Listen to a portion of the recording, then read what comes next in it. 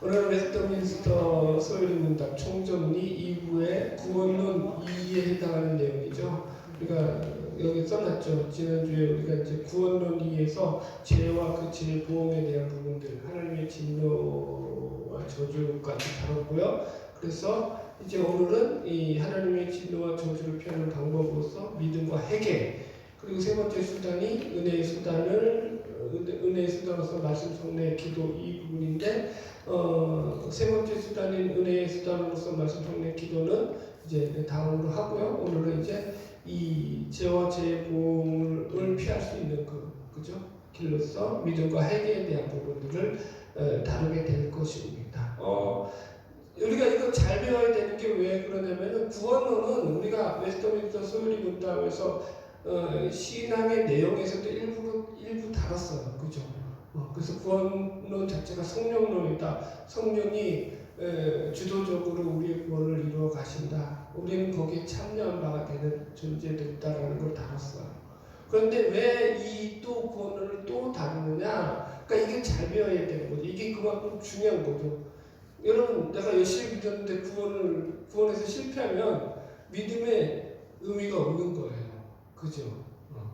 그러니까 가장 중요한 것은요, 우리 믿음의 내용들과 그 목적들이 틀리면 안 되는 거죠. 그래서 이걸 다시 점검한다는 거예요. 이거 보세요. 우리가 믿음을 지키노라라고 말하면서도 유대인들이 율법을 지키면서 하나님을 거슬렸던 그런 일들이 우리에게도 벌어질 수 있다라는 거예요. 유대인들은요, 하나님의 법을 알았어요. 하나님을 알고. 그죠? 그리고 그 법을 지킴으로 말미암아서 자기들은, 그죠? 하나님의 택함받은 선민이다라고 하는 어마어마한 선민의식을 가지고 큰 소리 쳤다고요. 그들이 율법을 지켰다니까요. 자, 그런데 구원 받았어요, 못 받았어요? 지금 봐봐요. 이해하시겠죠? 그럼 뭐가 잘못된 거예요? 그들이 잘못된 게 뭔지를 정확하게 모르시면은 똑같이 그들이 율법을 지켜서 자기들은 하나님을 잘 섬긴다라고 지금도 그들은 그렇게 고백을 해요. 그리고 그들은 그렇게 지금도 안식일을 지키고 그 율법을 지킨다니까요. 철저하게. 그런데 하나님을 모른다고요. 그런데 하나님이 원하시는 삶의 목적대로 그 삶을 살아내지 못한다고요. 하나님과 핀트가 안 맞다니까요. 하나님의 법을 알고 하나님의 말씀을 아는데도 불구하고 그 법을 지킨다고 하는데도 불구하고 뭐가 문제인지 모르는 거예요, 여러분들. 이게 아주 중요한 거예요. 우리가 믿음으로 구원받는다고 해서 이제 믿음에 대해서 우리가 믿음의 삶을 살아간다라고 말하면서도 보세요. 정작 믿음에 대해서 정확한 정의와 정리가 되어 있지 않으면 어떤 일이 발생하느냐, 똑같이 이런 일이 발생한다니까. 지금도 여러분들 한국교회에서 열심히 신앙생활하고 믿는 사람들이 얼마나 많아요. 근데 그 믿음이 다 참 믿음이냐라고 우리가 말해줄 수 있는 객관적인 어떤, 제가 이제 쭉 써놓고 한번 쫙 따져보면은 걸리는 게 한두 가지가 아니라니까. 그건 무슨 문제인 거예요? 1차적으로는 목사들 책임이죠. 목사들이 잘못 가르친 책임이 제일 크고요.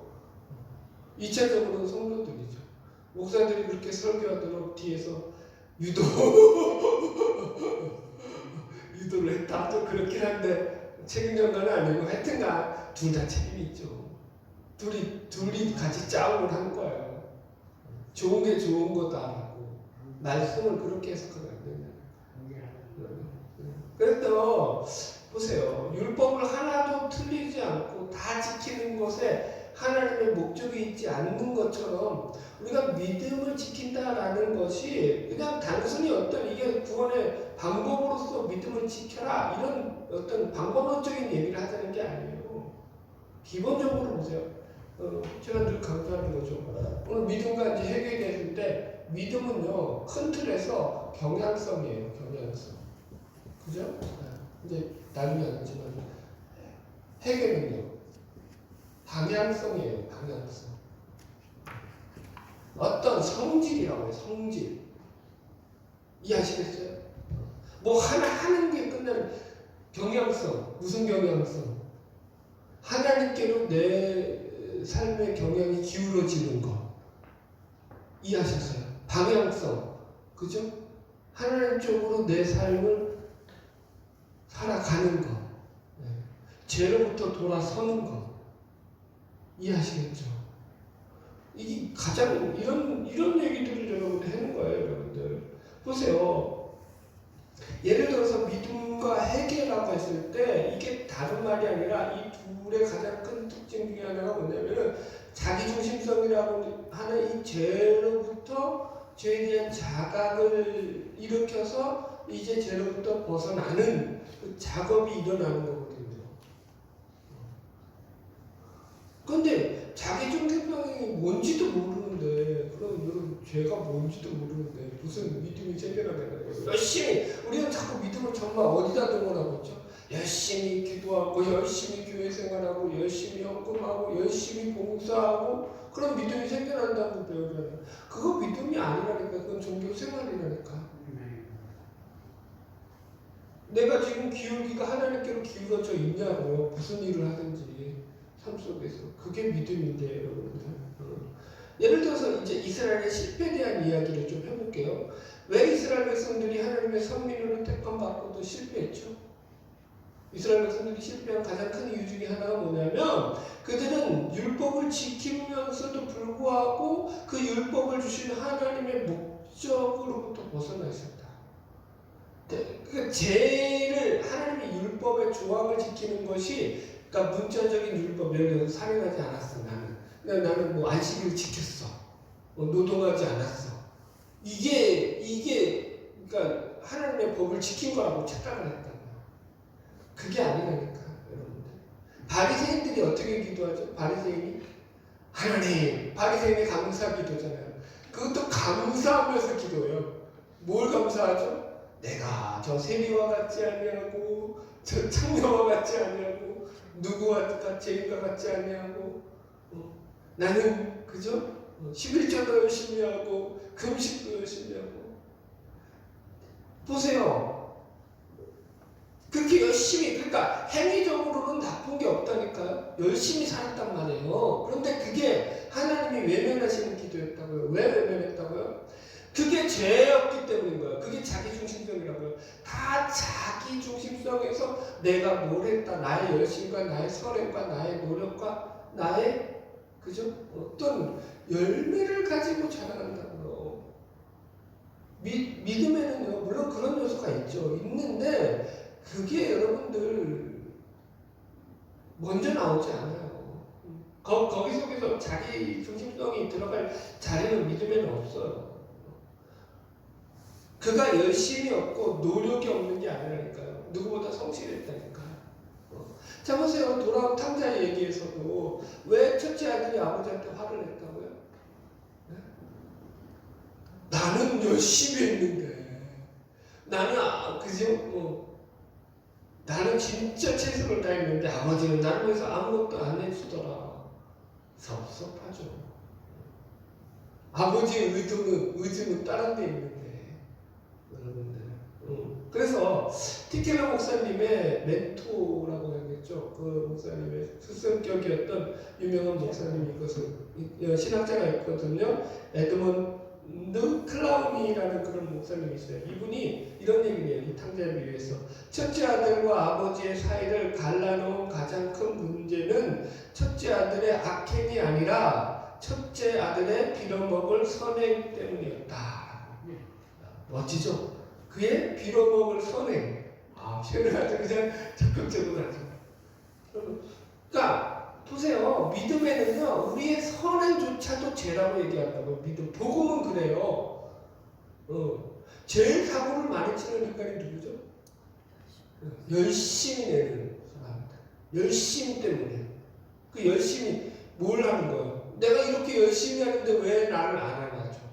섭섭마귀는 어떻게 들어오죠? 여러분 보세요. 교회에서 일 안 하는 사람들한테 섭섭마귀가 들어가나요? 교회에서 열심히 일하는 사람들한테 섭섭마귀가 들어가나요? 그죠? 후자죠?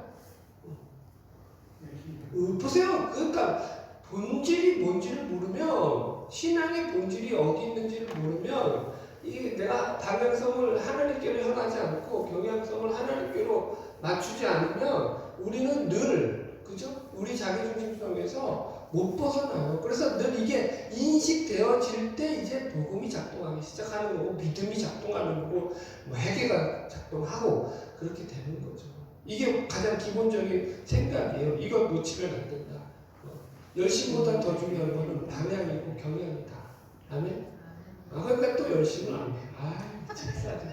열심히 좀 하세요. 그렇다고 또, 그러니까, 나는 뭐 이런 부류가 있죠. 나는 그래서, 나는 그거 욕 먹기 싫어서 나는 일도 안 한다고. 그러지 마시고, 욕 먹고 일하세요. 한번 욕 먹고, 한 옆에 상급 받으면 되지. 사람들한테 욕 좀 먹으면 어때? 안 그래요? 그까지 할게요. 그러니까 너무 열심만 내도 안 좋지만 그렇다고 열심이 없어도 안 된다. 몰라요. 나는 목사로서의 가진 문제점이죠. 자, 넘어갈게요. 자, 그래서 이제 오늘 이제 이 믿음과 핵에 대해서 다룰 텐데요. 믿음에 대해서 기본적인 정의를 하고요. 그 다음에 이제 성경에 나오는 믿음의 내용들, 여기 소연에 나온 문답에 나온 내용들을 좀 다룰게요. 자, 86을 읽어봅시다. 예수 그리스도를 믿는 믿음은 무엇입니까? 답. 예수 그리스도를 믿는 믿음은 구원하는 은혜인데 이것으로 말미암아 우리는 그가 복음에서 우리에게 제공된 대로 구원을 위하여 오직 그만을 받아들이고 의지합니다. 네. 그래서 이제 구원하는 믿음의 첫 번째 정의예요, 정의. 이 믿음은 하나님에 대한 신뢰다. 헬라어로 이게 피스티스인데 이게 히브리어로 헤민이란 말이에요. 그래서 참된 것으로 간주하다라는 뜻이고 70인역에서 이 헤민은 전부 다 헬라어로 피스티스로 번역이 되어 있어요. 그래서 이제 피스티스라는 말이 신뢰하다, 충성하다, 온전히 맡기다라는 뜻으로서 세 가지에 제가 요약을 해놨죠. 어떤 신뢰냐면은 한 인물에 대한 전적인 신뢰. 그러니까 하나님이 진실하심에 대해서 믿는 거죠. 두 번째는 이런 신뢰를 근거로 하여 그의 증거를 받아들이는 거예요. 그러니까 그의 말씀을 우리가 믿음으로 수용하는 거. 그죠? 그게 믿음이라는 거. 세 번째, 미래를 위하여 그를 신뢰하는 거. 그러니까 그가 우리에게 구원을 약속하신 그 말씀대로 우리가 그를 믿음으로 말미암아 우리가 구원을 얻을 것을 하나님을 신뢰하고 믿는 거예요. 그러니까 보세요. 이렇게 말하니까 딱 경향이잖아요. 그러니까 믿음이라는 건 이거예요. 내가 하나님을 신뢰함으로 내가 하나님 앞에 내 삶을 하나님을 의지함으로 살아가는 거거든요. 그러니까 하나님을 이런 거예요. 보세요. 경향이 한번 쭉 하나님을 바라보고 하나님을 의지하고 또 뭐가 있죠? 한번 쭉 경향성 얘기해 보세요. 하나님 의지하고 하나님 바라보고 하나님 신뢰하고 또 한번 쭉 얘기해 보세요. 하나님과 관계되고 경외하는 거 있죠. 또 뭐가 있을까요? 네. 왜 대답이 없으시지? 하나님을 기뻐하는 거 가장 좋은 거죠. 하나님께 영광 돌리는 거. 하나님께 감사하는 거, 찬양하는 거, 또 뭐가 있죠? 생각이 없으시겠죠?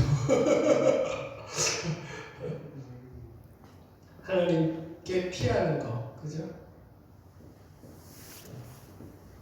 하나님께 기도하는 거. 나만 하는 것 같아. 등등등등. 그만 쓸래. 할 게 많으니까. 그죠? 많아요, 적어요. 그러니까 하나님께로 내가 생각을 돌리는 거거든요. 그러니까 하나님을 바라보는 거예요. 하나님께 부르짖고 기도하는 거고, 하나님께 영광을 돌리는 거고, 하나님께 순종하는 거고, 하나님 앞에 그죠? 하나님에 따라서 말씀에 순종하고, 하나님의 뜻대로 인내하고, 그죠? 얼마나 많아요. 그죠? 이걸 다 통틀어서 믿음이라고 한다고. 하나님을 신뢰하는 거. 그죠? 하나님을 신뢰함으로 이루어지는 모든 그런 신앙의 모습들인 거죠. 네. 됐죠? 네.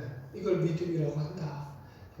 자, 그러면 행위와 대도되는 믿음이 있다. 두 번째, 에베소서 2장 8절 9절의 예를 들어서요. 너는 그 은혜를 위하여 믿음으로 말미암아 구원을 얻었나니 이것이 너에게서 난 것이 아니요 하나님의 선물이라. 하나님의 선물이라 행위에서 난 것이 아니니 이는 누구든지 자랑치 못하게 함이라. 그래서 여기서 이제 행위라는 말이 믿음과 대조돼서 쓰이는데 이게 헷갈리는 부분들이 많아서 제가 이 부분을 좀 설명을 해드리려고 해요. 여기서 행위라는 것은 그 결과를 자기 원인의 결과로 가지는 방법을 말하는 거예요. 인간론적으로 그러니까 자기가 원인이 되는 거예요. 자기 중심성이 있는 거. 내가 열심히 공부해서 좋은 대학 갔어. 누구 탓이에요? 내 탓이에요? 하나님 탓이에요? 하나님 탓이에요? 그건 오바고 그건 내 탓이고 그죠? 원인이 나한테 있는 거예요. 내가 열심히 투자를 해가지고 사업을 일으켰어요. 누구 탓이에요? 하나님 도와주셨다고요? 하나님께 도와달라고 그러세요. 지금 원인과 결과에 대한 얘기를 하는 거잖아요. 원인과 결과. 그러니까 나한테 원인이 있는 걸 얘기하는 거라. 이제 그 부분에 대해서 이제 얘기를 나누는 거죠. 그래서 지금 내가 노력으로 내 어떤 행위 때문에 결국 원인으로 인해서 결과가 일어난 것은 내 공로, 내 자랑이 되는 거죠. 이걸 행위라고 한다는 거예요. 큰 의미에서 인과율에서 나로부터 나오는 거예요. 그게 이제 믿음과 대치되는 말이라고요. 두 번째, 믿음이라는 것은 원인을 제공하지 않고 어떤 결과를 얻는 거예요. 그래서 로마서 4장에서 나오잖아요. 일하지 않는 자가 싹스를 얻는 거. 내가 일을 안 했는데 싹스를 받으면 돼요? 안 돼요? 안 되죠. 그 싹스를 왜 줬어요? 내가 원인이 돼서 받은 거예요? 아니라고요.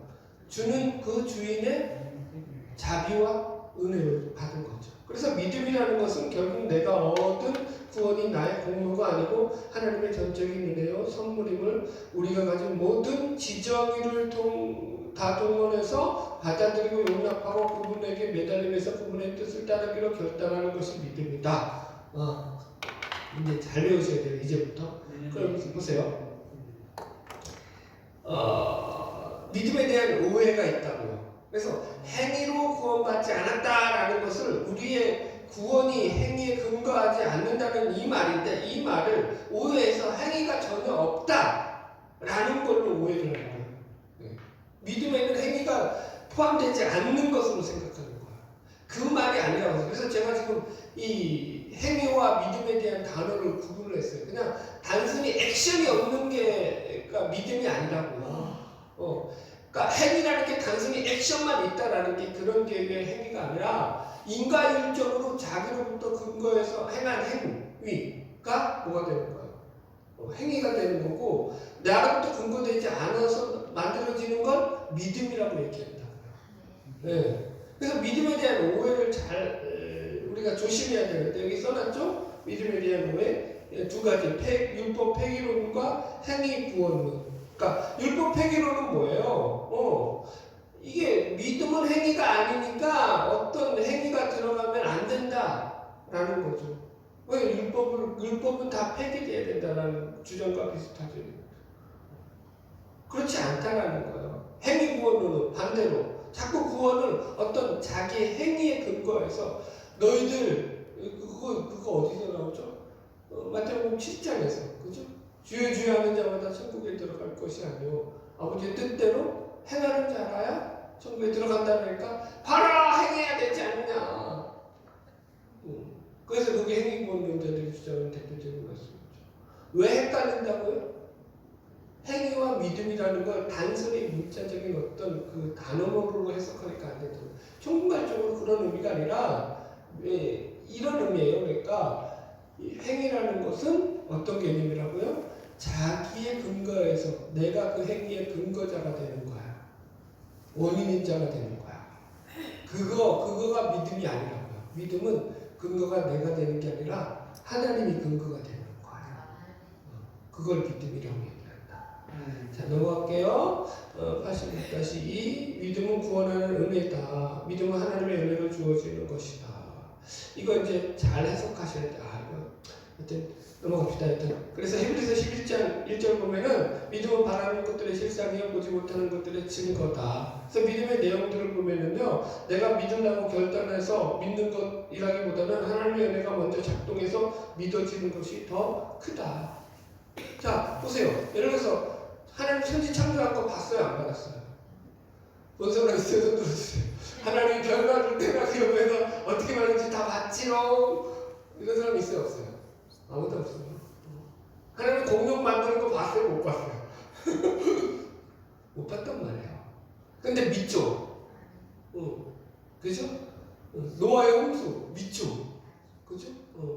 그 다음에 또 출애굽 사건 우리는 믿어요.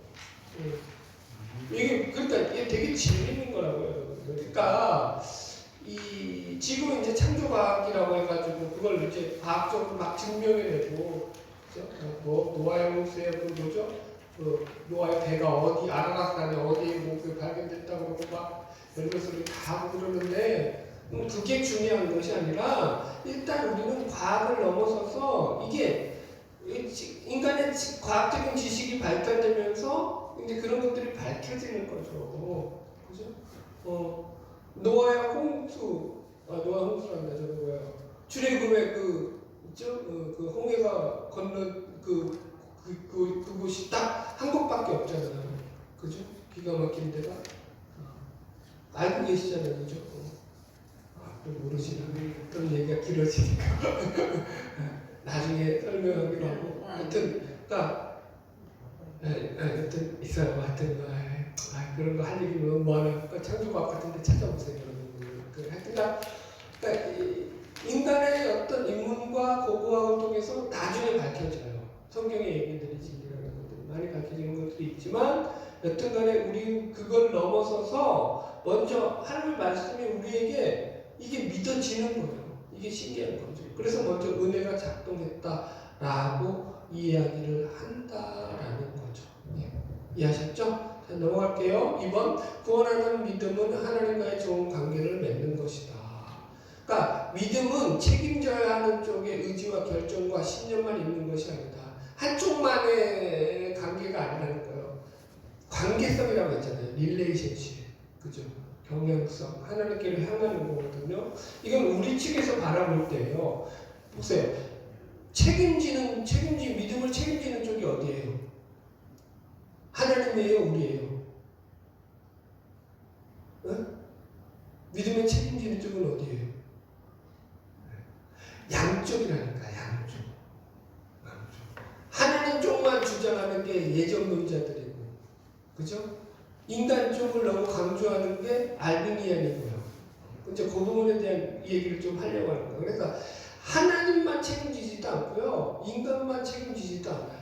양쪽이, 그래서 제가 써놨잖아요. 좋은 관계성을 맺는 것이 믿음이다.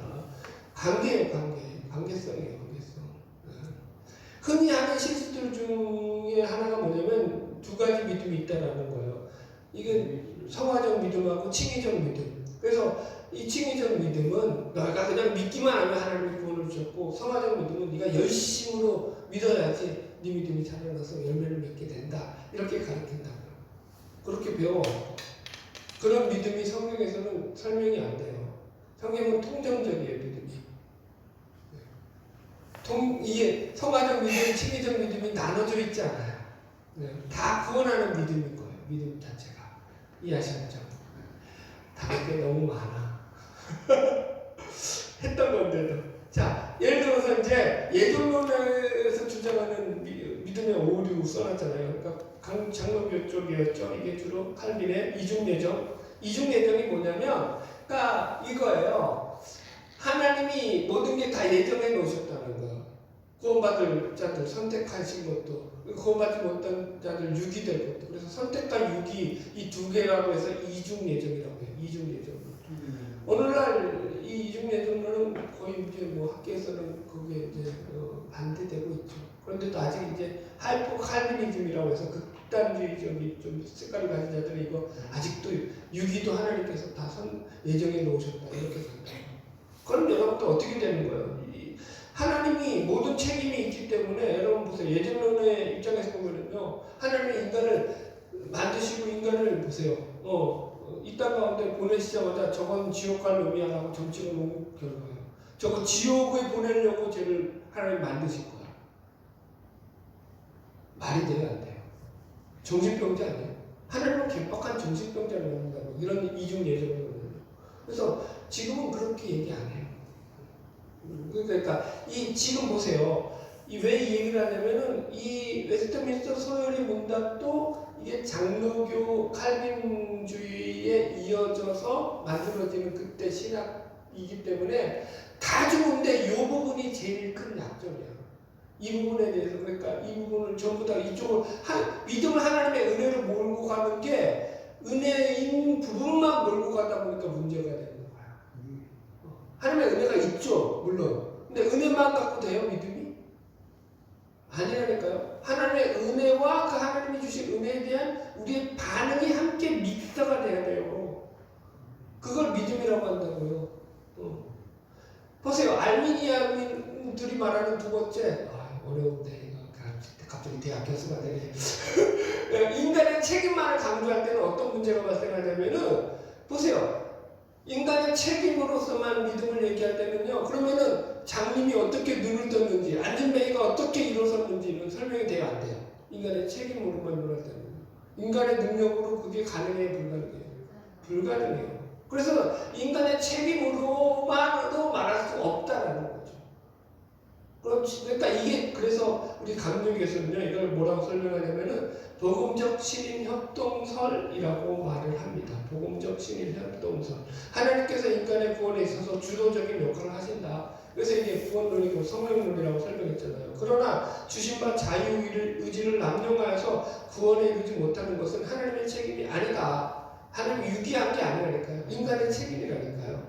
구원에 이르렀다고 해도 그것이 인간의 공로가 되는 것이 아니다. 하나님의 은혜다. 구원은 하나님의 은혜고요. 그죠? 그가 구원받지 못하는 건 뭐예요? 그가 믿지 않았기 때문에 일어나는 거라. 구원이 하나님의 의에 100% 주도되지만 제시되는 구원을 받아들이는 것 또한 인간의 전적인 책임이기에 구원의 성취는 어떻게 이루어져요? 100% 하나님의 은혜 플러스 인간의 반응. 복음적 신인 협동선 어떻게 설명한다고요? 100% 하나님의 은혜 플러스 100% 인간의 반응이에요. 이해하셨죠? 이게 믿음이라고요. 은혜 없이 믿음이 작동돼야 안 돼요. 안 된다니까요. 근데 은혜가 있는데도 인간이 거부하면 여전히 또 작동이 안 되죠. 왜? 구원이 이렇게 이루어진다. 그래서 우리는 복음적 신인 협동설이라고 해요. 이걸 또 그만할게요. 할 말이 너무 많은데 넘어갑시다. 네, 바빠요. 네. 그래서 구원을 위해서는 오직 예수님만을 받아들이고 의지한다. 일단 이해하셨죠? 내용들은 다. 네. 그러니까 믿음만 해도 지금 할 게 얼마나 많아. 진짜 이 목사가 욕심이 많아서 그래. 조금만 하고 말아야 되는데. 넘어갑시다. 그래서 1. 성령의 역사로 믿음을 갖게 된 신자는 자신의 죄라는 것을 깨닫는다. 이거는 이제 회개에 대해서 있다가 할 때 다 나눌 거예요. 그러니까 이 하나님을 의지하게 되고 예수를 의지하게 되는 게 이게 죄에 대한 인식으로부터 일어나는 거예요. 이건 이제 설명하는 거고요. 넘어가서 되겠죠? 그래서 믿음의 3요소가 있어요. 지적인 요소와 그죠? 감정적 요소와 의지적 요소. 이건 이제 여러분들 참조해서 읽어봐요. 보세요. 그러니까 믿음이라고 해서 그냥 나 하늘 앞에 계시 받아가지고 막 이렇게 나가면 돼요, 안 돼요? 그러면 이거 잠깐 이거 어디 병원에 좀 보내드려야 돼. 조심하셔야 돼. 계시가 없다라는 게 아니라 하나님의 말씀을 분별하고 깨닫고 그죠? 거기 속에서 이게 하나님의 말씀인지 아닌지를 가장 여러분들 보세요. 사이비 그 다음에 이단들이 제일 많이 쓰는 방법이 뭐죠? 계시 써요. 계시 받았다라는 거야. 감히 하나님의 사도를 갖다가 니들이 말이야 거역하는. 메시아가 얼마나 많아요. 우리 한국에도 재림 예수라고 하는 인간들이 자기가 계시 받았다고 하고. 진짜 넘어갈게요. 하여튼 그렇다고요. 이제 해계로 넘어갑시다. 빨리빨리 해야죠. 87분 생명에 이르는 해계는 무엇입니까? 먼저 믿음에 대한 건 대충 정리되셨죠? 이런 부분들, 중요한 부분들은 짚어드리니까 이건 절대 놓치면 안 된다.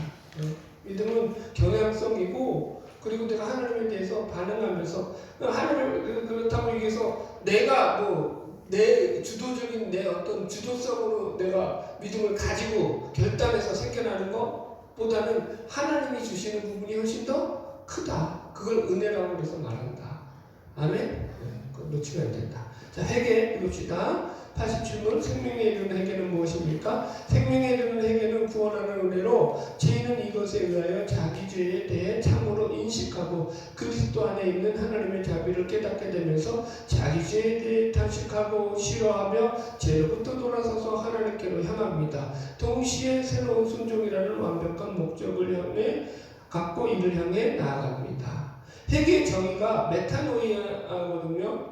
회개라는 말 자체가 헬라어로 이게 이제 메타라는 게 후회, 그 다음에 누스가 마음이에요. 그러니까 마음을 돌이키는 거예요. 그래서 뭐라고 했다고요? 방향성이라고 했다고요. 마음을 죄로부터 돌이켜서 하나님께로 방향을 주고 내가 이제 나아가는 거야, 걸어가는 거야. 그게 회개예요. 그러니까 방향 전환이에요. 그렇게만 회개는 뭐다? 방향 전환이다. 하나님께로 방향을 돌리는 거다. 그러니까 죄로부터 돌아서야겠죠, 첫 번째가. 그죠? 그러니까 죄의 반대적인 지향점을 가진다라는 거. 죄로부터 돌아서는 거. 죄를 의미하는 단어 자체가 헬라어가 하마르티아잖아요. 하마르티아가 뭐냐면 과정에서 빗나가는 거예요. 그러니까 이제는 하나님을 향해서 이제 방향을 잡고 이제는 걸어가는 거. 그게 바로 회개예요. 회개는 크게 두 가지 개념이 그래서 분류가 돼요. 그러니까 대표적인 게 칭의적 회개와 성화적 회개예요. 이걸 믿음으로 착각해가지고, 그죠? 칭의적 믿음, 성화적 믿음으로 구분하는데 잘못 배우고 잘못 공부한 거야. 믿음에서는 성화적 믿음과 칭의적 믿음이 있다 없다? 없다. 다 우리를 구원하는 믿음이에요. 믿음 자체가. 그다음에 회개에서 있어요. 성화적 믿음과 칭의적 믿음. 회개에서는 이게 있죠. 예를 들어서 칭의적 믿음은 뭐냐면 단회적 회개예요. 그래서 이게 믿음으로 돌아서는 거예요. 불신으로부터의 방향, 수정 이렇게 써놨잖아요. 회개란 용어 자체가 단회적으로 사용될 때는 그 회개가 믿음과 같은 의미로 사용되어진다. 여기 사도행전 2장 37절 8절 제가 예를 들어놨어요. 잠깐만요. 제 자료 좀 정리하고 계속 할게요.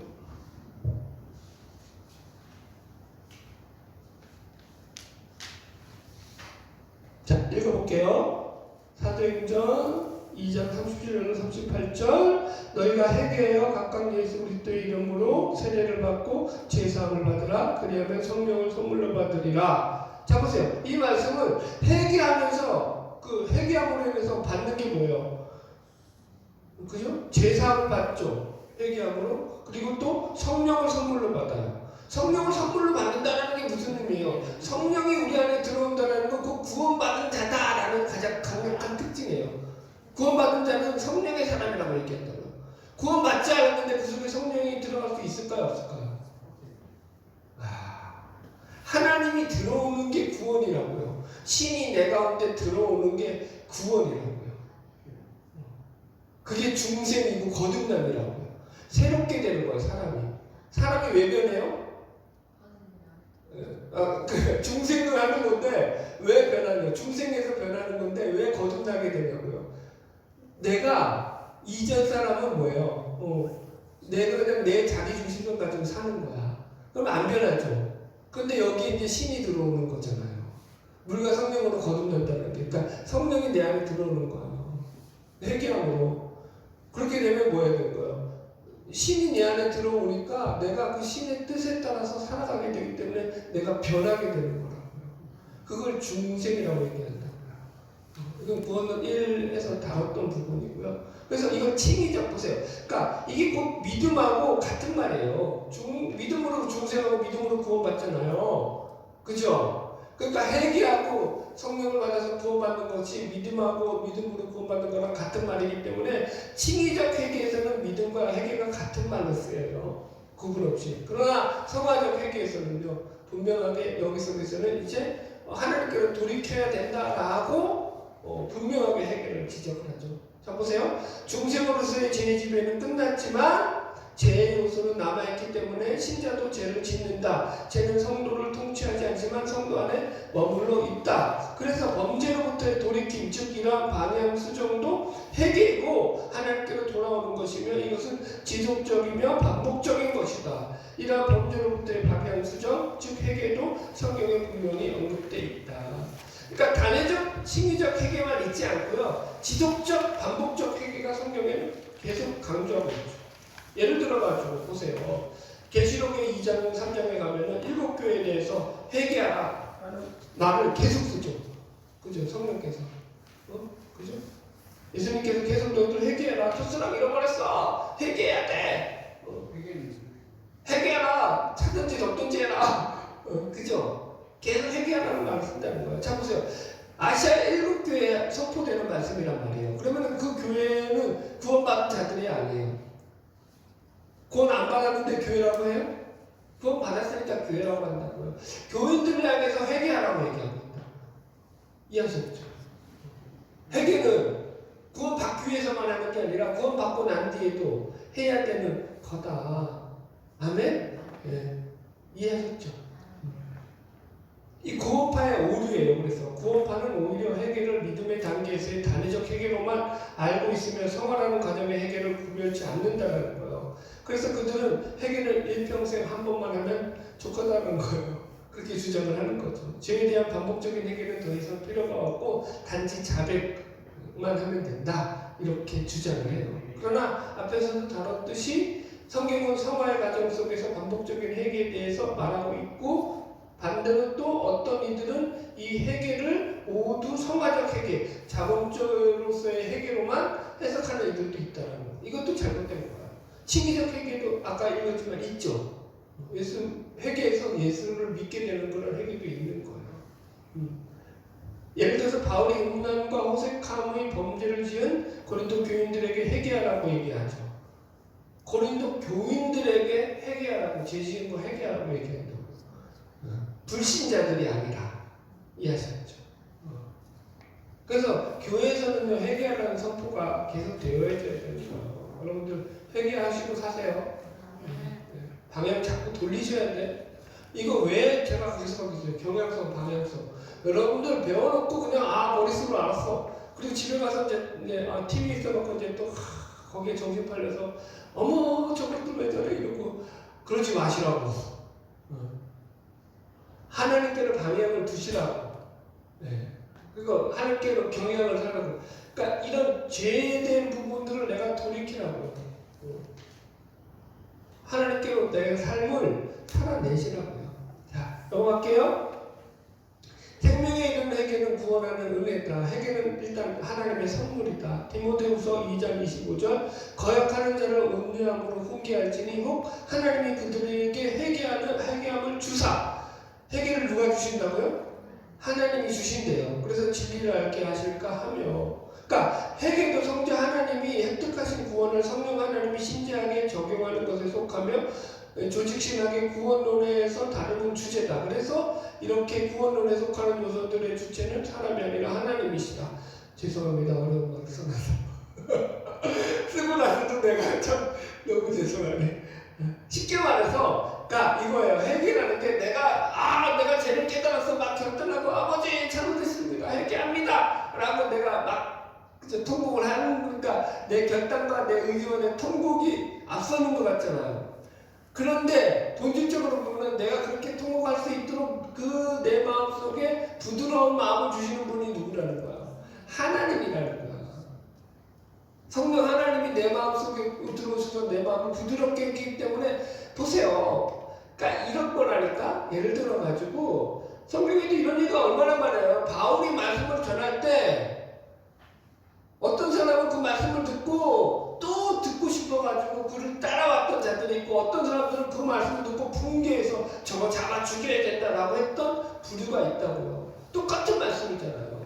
베드로가 말씀을 전했을 때 어찌할꼬 우리가 회개하면서 3,000명이 돌아서기도 하지만 그 베드로의 설교를 듣고는 저거 빨리 잡아와 하면서 그를 잡아 죽이려고 혈안이 됐던 이들도 있다라니까요. 똑같은 얘기잖아요. 그건 뭐예요? 그 뒤에 작용하는 그 어떤 그 무엇이 있다. 그 무엇이 뭐다? 하나님이시다.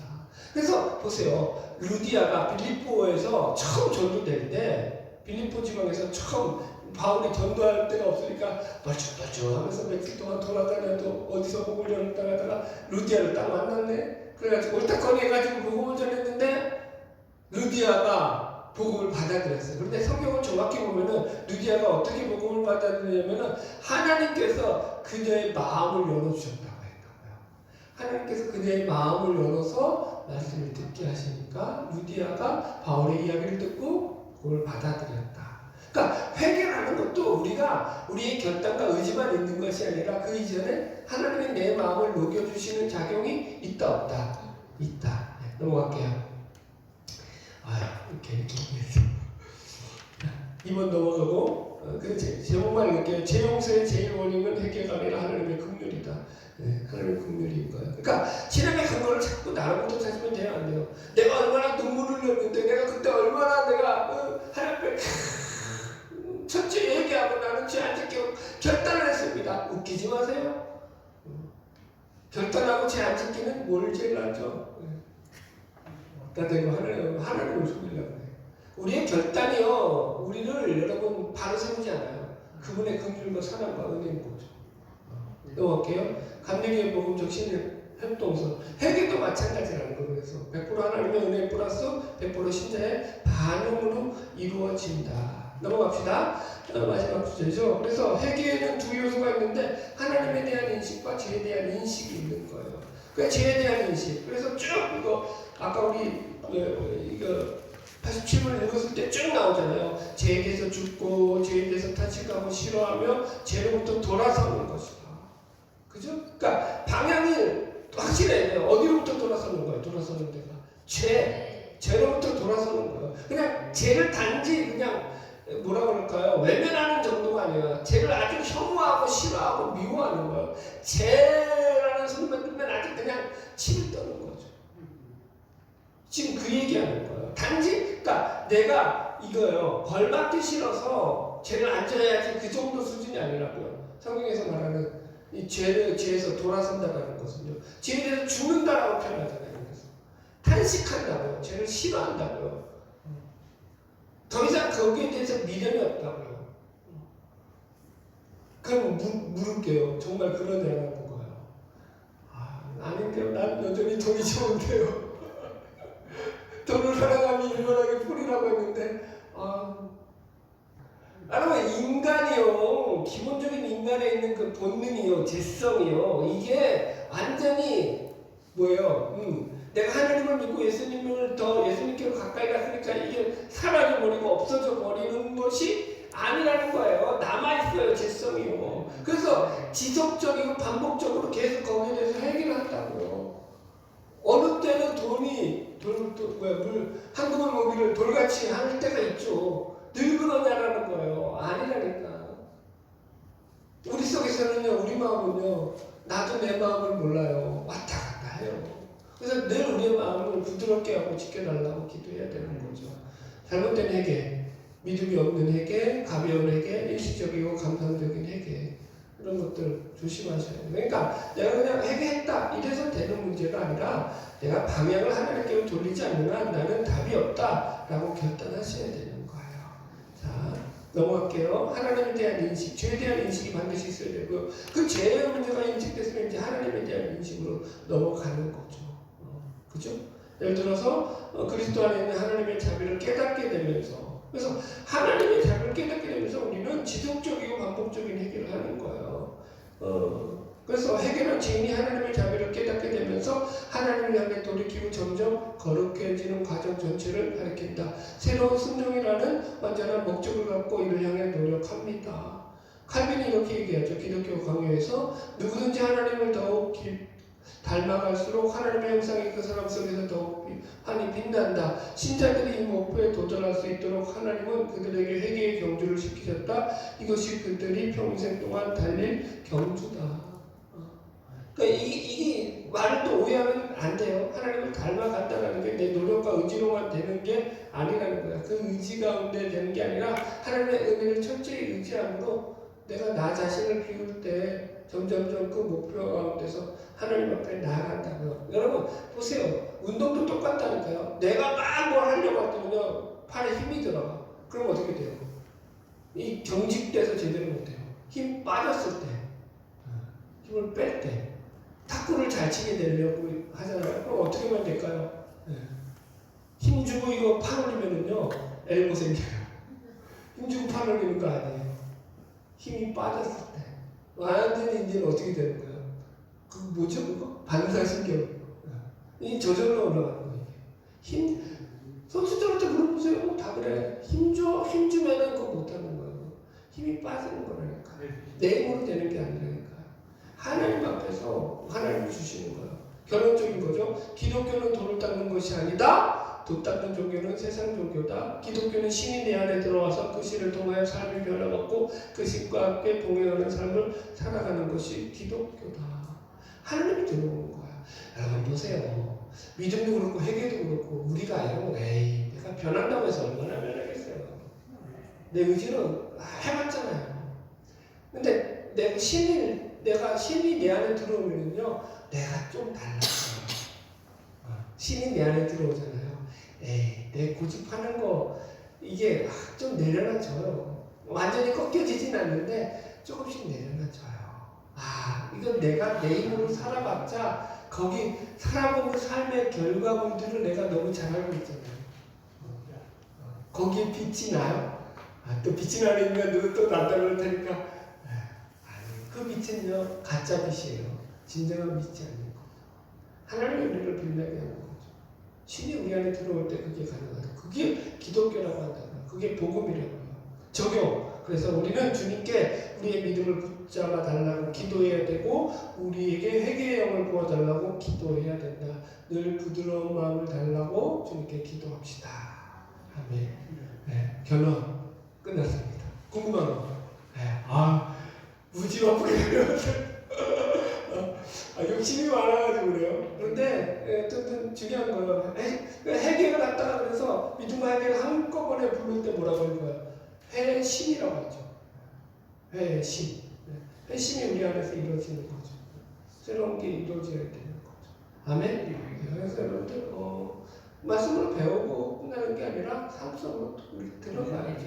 열심히 또 주님 붙잡아서 하나님 내 마음 나도 몰라요. 주님 내 마음 붙잡아 주세요. 나 이기게 해주시고 부드러운 마음을 주셔서 강박한 마음까지 아니하고 주님 앞에서 날마다 무릎으로 이 믿음의 길을 잘 걸어갈 수 있도록 지켜주세요.